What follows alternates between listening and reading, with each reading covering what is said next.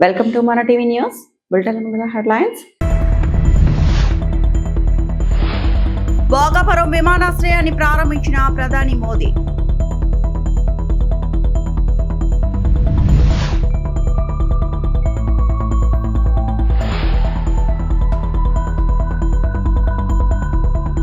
ఉత్తరాంధ్రకు కొత్త చరిత్ర, ఏపీ సీఎం చంద్రబాబు.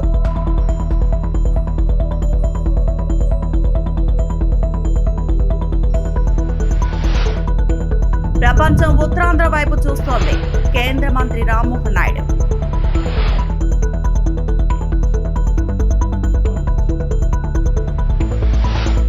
అల్లూరి సీతారామరాజు అంతర్జాతీయ విమానాశ్రయాన్ని ప్రధానమంత్రి నరేంద్ర మోదీ ప్రారంభించారు. ఈ కార్యక్రమంలో governor justice Nazeer, CM Chandrababu, deputy CM Pawan Kalyan, Nara Lokesh, కేంద్ర మంత్రి రామ్మోహన్ నాయుడు తదితరులు పాల్గొన్నారు. ఈ సందర్భంగా టెర్మినల్ భవనం ఆధునిక సదుపాయాలను ప్రధాని పరిశీలించారు.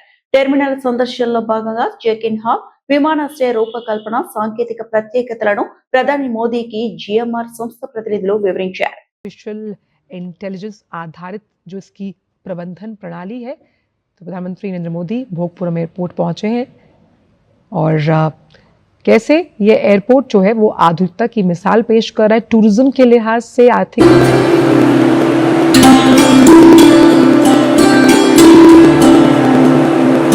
आता हुआ नजर आएगा। और क्योंकि ग्रीनफील्ड एयरपोर्ट है, ग्रीन एविएशन हब की अगर बात करें तो यहाँ की जो ऊर्जा कुशल प्रणाली है वो 5 मेगावाट सौर ऊर्जा संयंत्र है। साथ ही साथ स्मार्ट बिल्डिंग की प्रबंधन प्रणाली इसकी है। साथ ही साथ प्रभावी अपशिष्ट प्रबंधन पहल, इलेक्ट्रॉनिक वाहन को चार्जिंग करने की सुविधा यहाँ पर मौजूद है। आप देख सकते हैं ये सीधी तस्वीरें जहाँ प्रधानमंत्री इस वक्त पहुंचे हैं और आंध्र प्रदेश के दौरे पर है प्रधानमंत्री, जहां भोगपुरम में अल्लूरी सीतारामराजू अंतर्राष्ट्रीय हवाई अड्डे की आप ये तस्वीरें देख रहे हैं। यहां पर पहुंच गए हैं प्रधानमंत्री और पब्लिक प्राइवेट पार्टनरशिप के मॉडल के अंतर्गत इस ग्रीनफील्ड हवाई अड्डे को बनाया गया है। 60 लाख से ज्यादा यात्रियों को संभालने के लिए इसे तैयार किया गया है। ప్రపంచం మొత్తం ఉత్తరాంధ్ర వైపు చూస్తోందని కేంద్ర మంత్రి రామ్మోహన్ నాయుడు అన్నారు. భోగాపురం విమానాశ్రయాన్ని ప్రధానమంత్రి నరేంద్ర మోదీ చేతుల మీదుగా జాతికి అంకితం చేసిన అనంతరం ఏర్పాటు చేసిన సభలో కేంద్ర మంత్రి మాట్లాడారు. వెంకటేశ్వర స్వామి ఏడాదికోసారి ఉత్తర ద్వార దర్శనం ఇస్తారు. ఏపీ అభివృద్ధికి భోగాపురం ఉత్తర ద్వారంగా మారింది. ఎంతో మంది యువతకు ఉద్యోగ అవకాశాలు రానున్నాయి. ఎర్ర బస్సులు తిరిగే ప్రాంతం అని కొందరు హేళన చేశారు. ఇవాళ కళ్ళు తెరిచి చూడండి, ఎయిర్ బస్సు తిరిగే ప్రాంతంగా మారింది అని రామ్మోహన్ నాయుడు పేర్కొన్నారు. 12 సంవత్సరాలైతే ఒక పుష్కరం అంటాం, 100 సంవత్సరాలైతే శతాబ్దం అంటాం.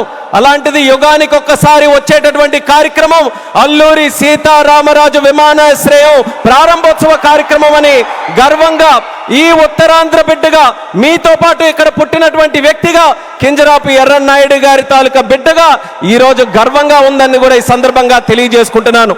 ఉత్తరాంధ్ర అంటే ప్రతి ఒక్కరు కూడా ప్రపంచం వైపు చూసేవాళ్ళు. మనకి పని కావాలన్నా, మనకి ఏ అవకాశం కావాలన్నా, మనకి పొట్ట గడవాలన్నా, ఏ కార్యక్రమం చేయాలన్నా సరే ఉత్తరాంధ్ర అంతా కూడా ప్రపంచం వైపు చూసేది. కానీ ఈ రోజు మన భోగాపురం ఎయిర్పోర్ట్ చూసిన తర్వాత ప్రపంచం ఉత్తరాంధ్ర వైపు చూస్తుందన్నది గర్వంగా మనందరం కూడా తెలియజేసుకోవాలి. అవకాశాల నిధిగా భోగాపురం విమానాశ్రయం మన ప్రధానమంత్రి గారి చేతుల మీదుగా ఈ రోజు ప్రారంభోత్సవం కానుంది.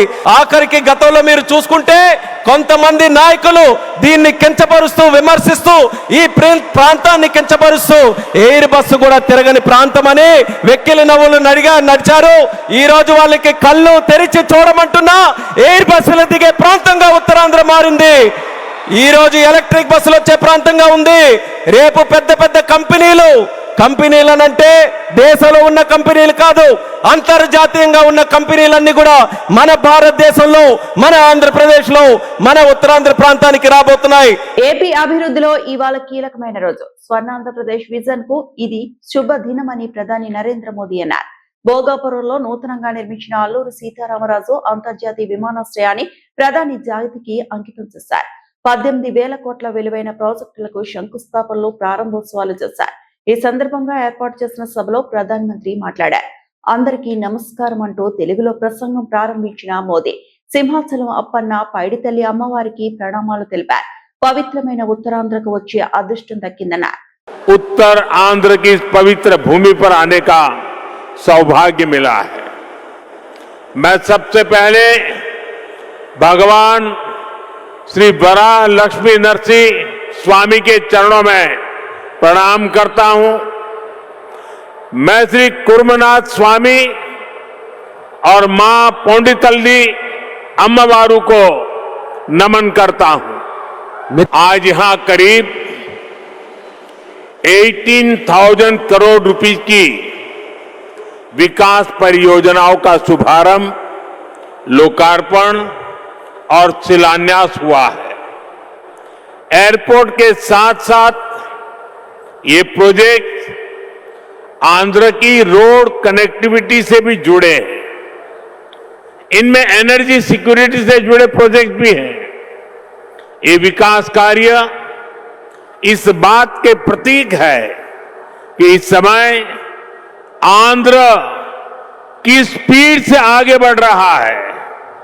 मैं आप सभी को आज का ये आयोजन नया इतिहास, नए रिकॉर्ड इसे रचने का भी है। आज एक और विकास के नए रिकॉर्ड बन रहे हैं, तो साथ ही धीमसा डांस का सांस्कृतिक रिकॉर्ड भी रचा गया है। और ये चंद्रबाबू की विशेषता है कि उन्होंने 2 क्षितिजों को छुआ है। అల్లూరి సీతారామరాజు అంతర్జాతీయ విమానాశ్రయం ఏర్పాటుతో ఉత్తరాంధ్ర కొత్త చరిత్రకు నాంది పలికిందని ముఖ్యమంత్రి చంద్రబాబు అన్నారు. భోగాపురం ఎయిర్పోర్ట్ ను ప్రధాని మోదీ జాతికి అంకితం చేసిన అనంతరం ఏర్పాటు చేసిన బహిరంగ సభలో సీఎం మాట్లాడారు. ఉత్తరాంధ్ర శక్తికి నిదర్శనం ఈ ఎయిర్పోర్ట్. భూములిచ్చిన రైతులకు పాదాభివందనం చేస్తున్న ఉత్తరాంధ్ర వాసి జిఎంఆర్ఏ ఈ ఎయిర్పోర్ట్ నిర్మించారు. తొలి అడుగు వేసిన అశోక్ గజపతిరాజు నిర్మాణం పూర్తి చేసే బాధ్యత తీసుకున్న రామ్మోహన్ ఇక్కడి వారే. భోగాపురం ఎయిర్పోర్ట్ కు నాడు కొబ్బరికాయ కొట్టింది మనమే, నేడు గుమ్మడికాయ కొట్టింది మనమే. కొత్త ఎయిర్పోర్టు మన్యం వీరుడు అల్లూరి సీతారామరాజు పేరు పెట్టుకున్నాం. పేరు తలుచుకుంటేనే గుండె ఉప్పొంగుతుంది. గిరిజనులతో కలిసి ఆయన చేసిన స్వాతంత్ర పోరాటం దేశం ఎప్పటికీ మరిచిపోదు. ఉత్తరాంధ్ర శక్తికి నిదర్శనం ఈ ఎయిర్పోర్టు. ఎందుకంటే ఈ ఎయిర్పోర్ట్ నిర్మించింది ఎవరో కాదు, ఉత్తరాంధ్ర వాసి జిఎంఆర్, ఈ ప్రాంత వాసి. ఇంకొక పక్క దీనికి తొలుగు అడుగు వేసిన అశోక్ గజపతి రాజు ఇక్కడి వారే. ఏవియేషన్ మంత్రిగా నిర్మాణం పూర్తి చేసే బాధ్యత తీసుకున్న రామ్మోహన్ నాయుడుది కూడా ఉత్తరాంధ్రనే. ఇది ఉత్తరాంధ్ర సత్తా అని మరొక్కసారి మీ అందరికీ విజ్ఞప్తి చేస్తున్నాను. ఈరోజు ఉత్తరాంధ్ర దశ దిశ మార్చి కీలక ప్రాజెక్టు ప్రారంభానికి వచ్చిన మోడీ గారికి మనస్ఫూర్తిగా ధన్యవాదాలు. ఈరోజు మనందరం గుర్తుపెట్టుకోవాలి, వెంటిలేటర్ పైనున్న ఆంధ్రప్రదేశ్కి ఆక్సిజన్ ఇచ్చి ఈరోజు నిలబెట్టిన వ్యక్తి నరేంద్ర మోడీ గారు. 2027 భోగాపురంలో చెప్తున్నాను, పోలవరాన్ని పూర్తి చేసి మన ప్రధాని చేతుల మీద జాతికి అంకితం చేస్తామని హామీ ఇస్తున్నాం. 2028 అమరావతి మొదటి దశ పనులన్నీ పూర్తి చేసి మన ప్రధానమంత్రి నరేంద్ర మోడీ గారి చేతుల మీదుగా ప్రారంభిస్తామని మీ అందరికీ హామీ ఇస్తున్నాను. దీనికి మనందరం థ్యాంక్స్ చెప్పాలనా లేదా అని అడుగుతున్నా. భోగాపురానికి నాడు కొబ్బరికాయ కొట్టింది మనమే, నేడు గుమ్మడికాయ కట్టింది మనమే. గుర్తుపెట్టుకోమని కోరుతున్నాను. ఈ 2 ఏళ్లలో ప్రధానమంత్రి గారి సహకారంతో గోదావరి పోల వంశధారిని అనుసంధానం చేసే బాధ్యత తీసుకుంటాం. 140 కోట్ల మంది ప్రజల ఆకాంక్షలను ప్రధాని మోదీ సాకారం చేస్తున్నారని AP deputy CM Pawan Kalyan అన్నారు. భోగాపురం అంతర్జాతీయ విమానాశ్రయాన్ని ప్రధాని మోదీ జాతికి అంకితం చేసిన సందర్భంగా ఏర్పాటు చేసిన బహిరంగ సభలో పవన్ కళ్యాణ్ మాట్లాడారు. ఈ రోజు మన గౌరవ ప్రధానమంత్రి శ్రీ నరేంద్ర మోదీ గారి చేతుల మీదుగా అల్లూరి సీతారామరాజు అంతర్జాతీయ విమానాశ్రయానికి జాతికి దీనిని అంకితం చేయటం ఆంధ్రప్రదేశ్ అభివృద్ధి ప్రస్థానంలో ఒక నూతన అధ్యాయానికి నాంది పలుకుతుంది. మోదీ గారి నాయకత్వంలో ఈరోజు 17,435 కోట్ల విలువైన అభివృద్ధి కార్యక్రమాలు ప్రజలకి అంకితం కావడం, అలాగే national highway projects, energy infrastructure ప్రాజెక్టులో ప్రారంభోత్సవాలు, శంకుస్థాపనలు జరగడం మన రాష్ట్ర అభివృద్ధిలో చాలా కీలకమైన ఘట్టం. ఈ ప్రాజెక్ట్స్ కనెక్టివిటీని బలోపేతం చేయడం కాదు, ఎనర్జీ సెక్యూరిటీని పెంచి ఇండస్ట్రియల్ గ్రోత్ మరింత వేగాన్ని అందించి యువతకి ఉపాధి అవకాశాలు మెరుగుపరిచి ఆంధ్రప్రదేశ్ని మరింత వేగంగా అభివృద్ధి పదంలో ముందుకు నడిపిస్తాయి. ఒక దేశం కేవలం ప్రకటనతో అభివృద్ధి చెందదు, ప్రజల కళల సాకారం అయ్యే మౌలిక సదుపాయాలతో అభివృద్ధి చెందుతుంది. So Honorable Modi ji, your vision of Vikasit Bharat and Atmanirbhar Bharat is transforming the nation across every sector, from highways to railways, from ports to airports, from digital infrastructure to defense, manufacturing and renewable energy. చరిత్ర కేవలం మన నిర్మించిన కట్టడాలను మాత్రమే గుర్తుంచుకోదు, వాటి ద్వారా నిర్మితమైన భవిష్యత్తుని గుర్తుంచుకుంటుంది.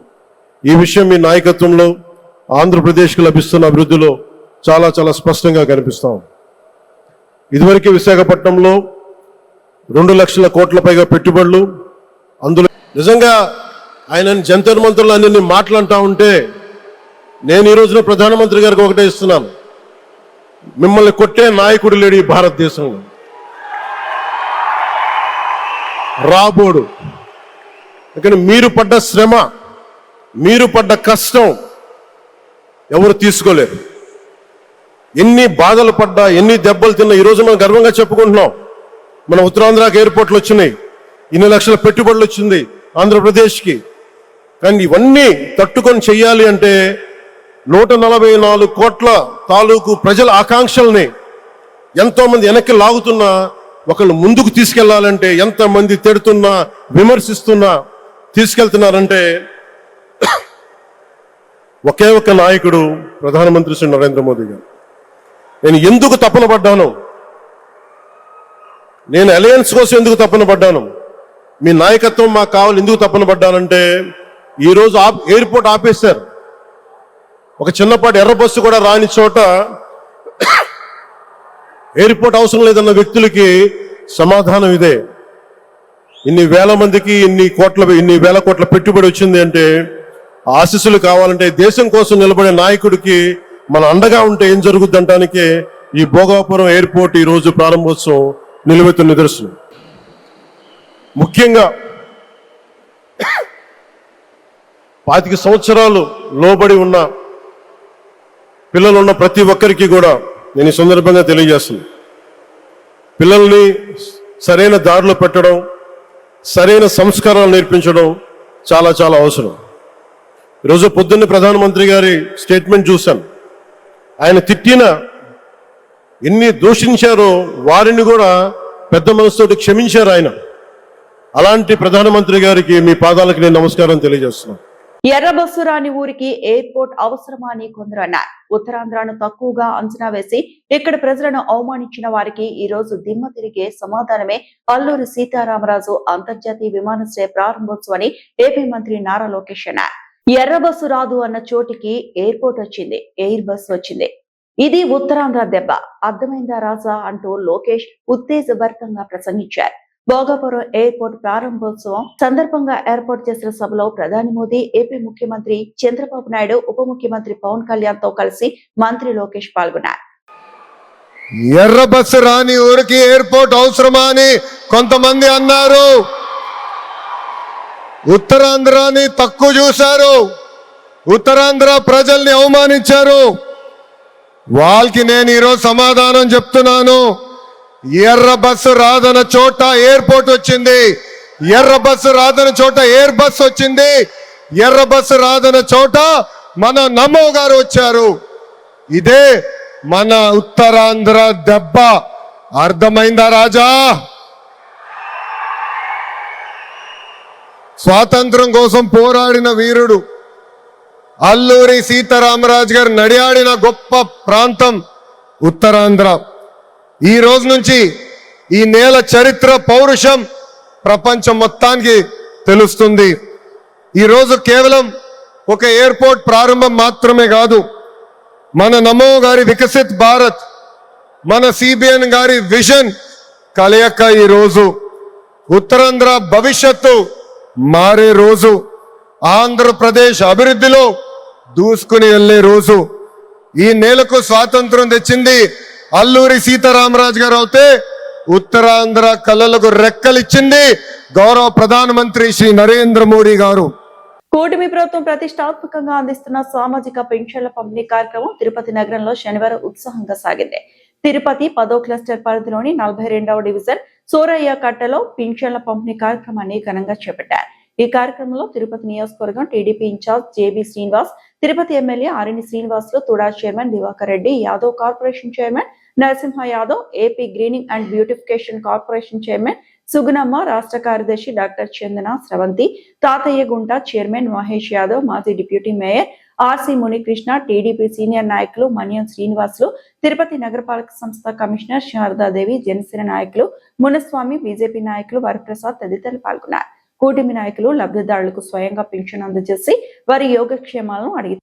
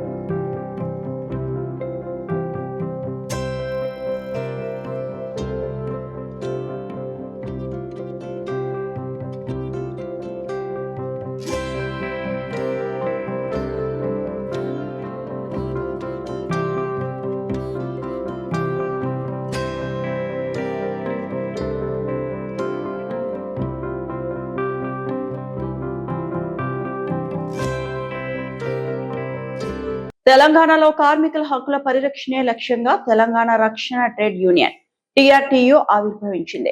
బంజారా హిల్స్ లోని తెలంగాణ రక్షణ సేన పార్టీ కార్యాలయంలో టీఆర్టీయూ లోగోను తెలంగాణ రక్షణ సేన చీఫ్ కల్వకుంట్ల కవిత ఆవిష్కరించారు. ఈ సందర్భంగా కవిత మాట్లాడుతూ రాష్ట్రంలోని 1.5 కోటి మంది కార్మికుల హక్కుల పరిరక్షణ కోసం టీఆర్టీయూ ఉద్యమిస్తుందని స్పష్టం చేశారు. తెలంగాణ రక్షణ సేన కార్మికుల ఫ్రెండ్లీ పార్టీ అని, అధికారంలోకి వచ్చిన తర్వాత కార్మికులకు అనుకూల ప్రభుత్వాన్ని అందిస్తామని హామీ ఇచ్చారు. ప్రైవేట్ సంస్థలు కార్మికుల శ్రమను దోపిడీ చేస్తే చర్యలు తీసుకోవాల్సిన ప్రభుత్వమే ప్రస్తుతం శ్రమ దోపిడీ చేస్తుందని కాంగ్రెస్ ప్రభుత్వంపై విమర్శలు గుప్పించారు. కార్మికులు, ఉద్యోగులు, ఉపాధ్యాయులకు ఎట్టి పరిస్థితుల్లోనూ అన్యాయం జరగనివ్వబోమని స్పష్టం చేశారు. తెలంగాణ రక్షణ సేన ట్రేడ్ యూనియన్ ను రాష్ట్ర కార్మిక లోకానికి అంకితం చేస్తున్నట్లు కల్వకుంట్ల కవిత ప్రకటించారు. ఇవాళ తెలంగాణ రక్షణ ట్రేడ్ యూనియన్ టీఆర్టీయూని మనం సగర్వంగా తెలంగాణ కార్మిక లోకానికి అంకితం చేస్తా ఉన్నాం. ఎందుకు? నిజానికి ఒకసారి మనం మనుషులుగా ఆలోచిద్దాం. కార్మికులు ఇవన్నీ పక్కన పెట్టి ఎందుకోసం మాట్లాడాలి? ఎందుకోసం కార్మికుల గురించి పొలిటికల్ పార్టీస్ మాట్లాడాలి? ఏం అవసరం ఉన్నది? మామూలుగా ఒక మనిషిగా ఆలోచిస్తే పొద్దున 6కి లేచినాం అనుకుందాం, 7-7:30 వరకల్లా కుటుంబాన్ని వదిలేసి బయట పడతాం మనం. మళ్ళీ ఇంటికి వచ్చేసప్పటికి కనీసం 7:30 అవుతుంది, ఒక్కొక్కసారి 10 అవుతుంది. ఇక మనలాంటి వాళ్ళకైతే కొంతగా లీడర్షిప్ చేసే వాళ్ళకి 12 అవుతుంది. మళ్ళీ పొద్దుగాలు లేవాలి, ఆ 7:30 వరకు బయటపడ్డామంటే మళ్ళీ 12 అవుతుంది. అంటే ఒక మనిషి జీవితంలో ప్రతి రోజులో 24 గంటలు ఉంటే 18-19 గంటలు తన పనికే అంకితమై పనిచేస్తున్న సమయం ఇది. ప్రపంచమంతా కూడా అదే జరుగుతుంది.